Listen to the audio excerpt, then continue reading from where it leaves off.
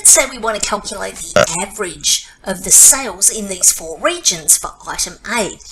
Now, the way you calculate an average is by adding these 4 items together and then dividing by the number of entries. So we add those items together and divide them by 4 because there's 4 different regions. However, Excel has an inbuilt function that makes averaging data easy.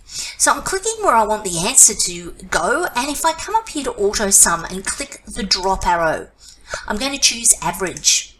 Excel suggests that these are the numbers we want to average. This is correct, so I'm just going to press enter.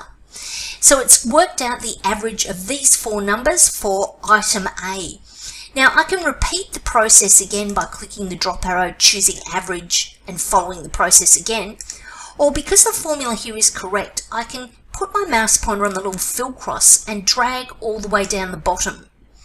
What it does is it duplicates the formula based on the new row that it's moved to. So Excel assumes because I moved the formula or copied the formula from row number 5, I don't want the answer to row number 5's numbers, I want them to row 6. Now you'll notice here when I copy down, it's given us a divide by error because there's no items in that particular row.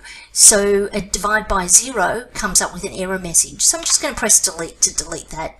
So that's how you can quickly create averages in Excel.